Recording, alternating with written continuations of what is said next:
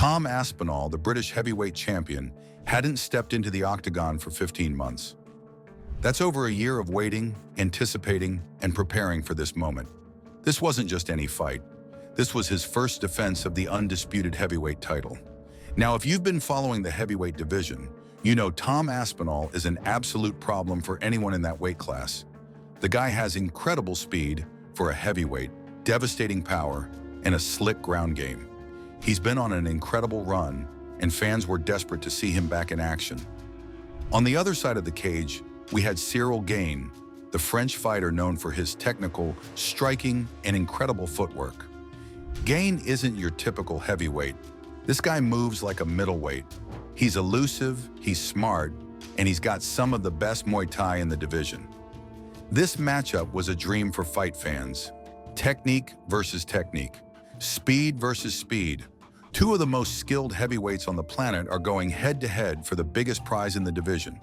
The energy in Abu Dhabi was electric. The Etihad Arena was packed with thousands of fans who had traveled from all over the world to witness this historic moment. The anticipation was through the roof. Social media was buzzing. Everyone had their predictions ready, and then the moment finally arrived. Both fighters made their walks to the cage. The tension was palpable. This was it. Championship time. The bell rings, and immediately both fighters come out with serious energy. This wasn't a feeling out process. This wasn't cautious. Both Aspinall and Gane came to fight from the opening second. Tom Aspinall, as expected, came out aggressively. The champion wasn't wasting any time throwing heavy shots at Gane. He was cutting off the cage, trying to corner the elusive Frenchman and unleash his power. But here's where it got interesting. Ciryl Gane showed absolutely no intimidation. This is a world-class fighter we're talking about. Instead of using his typical hit-and-move strategy, Gane stood right there in the center of the cage, trading shots with the champion. And let me tell you, Gane was having success. His jab was finding its mark beautifully. That sharp, technical jab that he's known for was landing clean, and it actually started to bloody the champion's face. Gane was taking command of the center, something you don't see happen to Aspinall very often. About halfway through the round, Aspinall recognized he needed to change things up. He shot for a takedown, trying to bring the fight to the ground where he could potentially work his grappling. But Gane defended it successfully. This showed incredible takedown defense from the Frenchman. Aspinall kept trying to cut off the cage, using his footwork to trap Gane against the fence. But Gane's movement was on point. He was circling out smoothly, landing those stinging jabs and mixing in some nasty low kicks that were starting to add up. As we approached the final minute of the round, the striking exchanges were heating up. Gane was actually outstriking the champion. The combinations were flowing, the timing was perfect, and it looked like we were in for an absolute war. The crowd was on its feet. The commentary team was getting excited. This was living up to the hype and then some. And then, everything changed. At the 4-minute, 35-second mark of round one, disaster struck. In the middle of an exchange, Ciryl Gane accidentally poked Tom Aspinall in both eyes at the same time. Yes, you heard that right. Both eyes simultaneously. Now, eye pokes happen in MMA. It's an unfortunate reality of the sport. Fighters have their hands extended, fingers pointing forward, and when someone moves into range unexpectedly, accidents happen. But a double eye poke? That's extremely rare. The referee immediately called time. The doctor rushed into the cage to check on Aspinall. The champion was clearly in serious distress. He couldn't see. His hands were covering his face, and you could see the frustration and pain written all over him. According to UFC rules, when an accidental eye poke occurs, the affected fighter gets a 5-minute recovery period. The clock started ticking. 5 minutes to recover to see if Aspinall could continue. The crowd went from electric excitement to confused silence. This wasn't how anyone wanted this fight to go. The medical team examined Aspinall's eyes carefully. The referee was asking questions, trying to assess the situation. As the minutes ticked by, it became increasingly clear that something was seriously wrong. Aspinall specifically mentioned that he couldn't see out of his right eye. This wasn't just temporary blurriness or discomfort. The damage was significant. At 4 minutes and 9 seconds into the stoppage, the decision was made. The fight was ruled a no contest. Just like that, one of the most anticipated heavyweight title fights in recent memory was over. No winner, no loser, just frustration all around. The boos immediately started raining down from the crowd. Fans had paid big money to see this fight. They'd waited 15 months for Aspinall's return. They'd traveled from around the world to be there. And it ended like this. The immediate reaction in that arena was something else. The boos were deafening. And honestly, you can understand the fans' frustration. They felt robbed of the main event they'd been promised. Tom Aspinall grabbed the microphone for his post-fight interview, and you could hear the emotion in his voice. He was frustrated, disappointed, and frankly angry at the situation. He responded to those boos directly, asking the crowd what they expected him to do. His exact words captured the frustration perfectly. He pointed out that he'd just been poked deep in the eyeball and couldn't see. He didn't cause the poke. He didn't want this ending. He was just as disappointed as everyone else. The fight was just getting going, showing real promise, and then it all fell apart through no fault of his own. Aspinall even directed everyone's attention to the big screen, where they were showing the slow-motion replay of the double eye poke. It was clear from the footage that this was completely accidental, just an unfortunate moment in the chaos of combat. Then Cyril Gane got his turn with the microphone, and he was also met with boos. The French fighter was clearly devastated. He dropped to his knees when the no contest was announced. This wasn't how he wanted things to go either.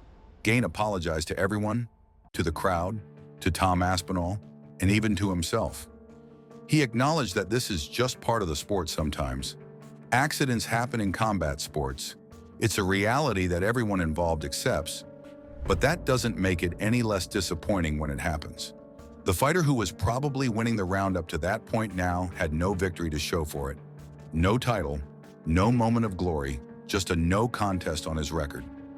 After the event, UFC President Dana White addressed the situation at the post-fight press conference, and his response was pretty straightforward and honest.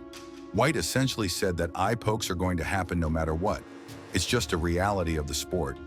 He even referenced recent changes the UFC had made to their gloves, and then reversed those changes. They've tried different glove designs, different approaches, but eye pokes continue to be an issue. The glove debate has been ongoing in MMA for years. Many fighters and fans have called for gloves that curve the fingers more, making it harder to extend them straight out. Some organizations use different glove designs that supposedly reduce eye pokes, but the UFC has stuck with their traditional glove design for the most part. White's matter-of-fact attitude about the situation reflects the complicated reality of this issue. Yes, it's frustrating. Yes, it ruins great fights. But finding a solution that works perfectly is incredibly difficult. The question now becomes, what happens next? This was Aspinall's first title defense, and it ended before it really began.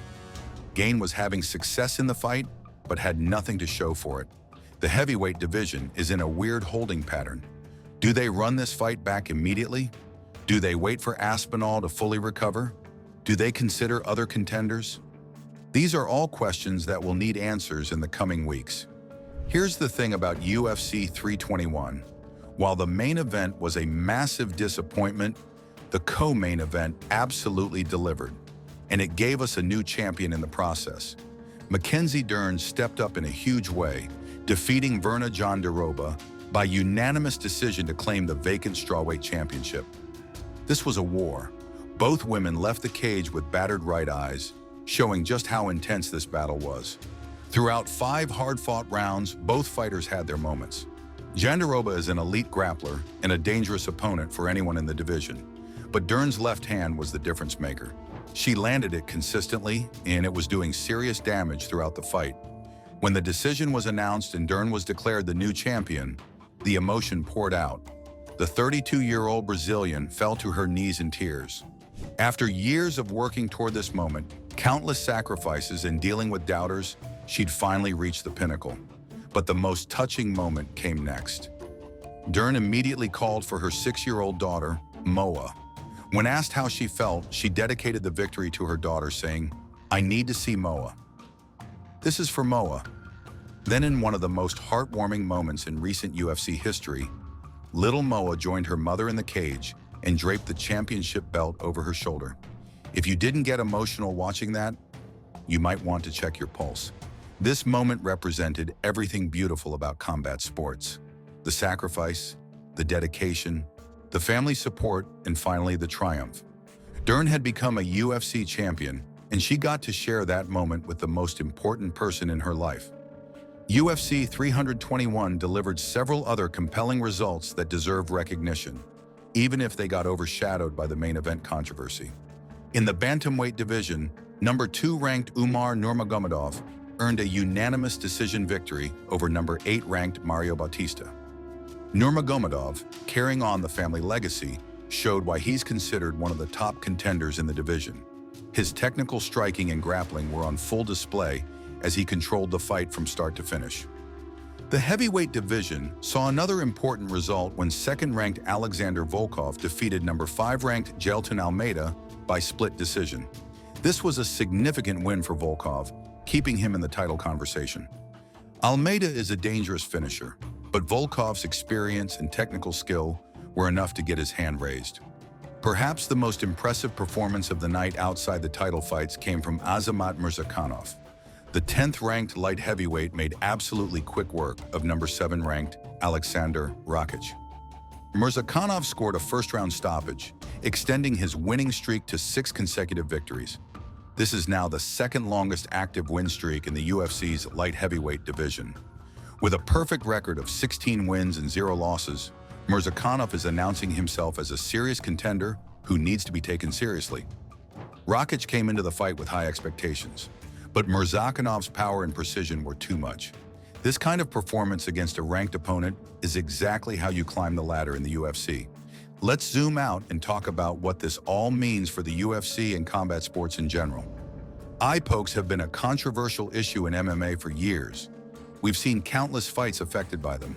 Some fighters have even been accused of using eye pokes as a deliberate tactic, though that's obviously not what happened here.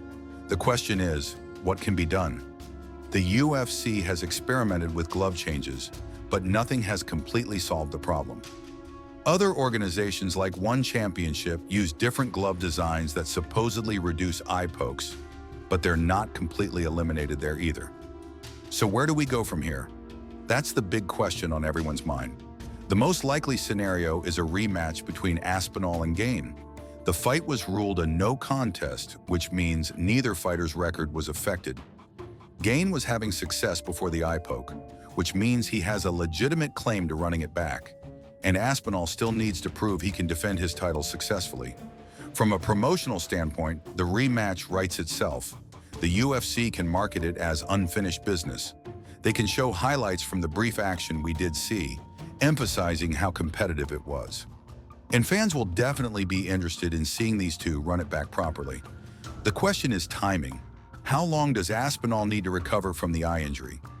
Eye pokes can be serious, and rushing back too quickly could risk permanent damage. The UFC will need to be smart about protecting their champion's long-term health while also keeping the division moving. There's also the consideration of other contenders in the heavyweight division. Fighters are always one good performance away from earning a title shot, and the division won't wait forever. The UFC needs to balance giving Aspinall and Gane their rematch while keeping other deserving contenders engaged. What did you think about UFC 321? How do you feel about the main event ending? Should there be stricter rules about eye pokes? Let me know in the comments below. If you enjoyed this breakdown, smash that like button and subscribe for more combat sports content. Hit the notification bell so you never miss an upload.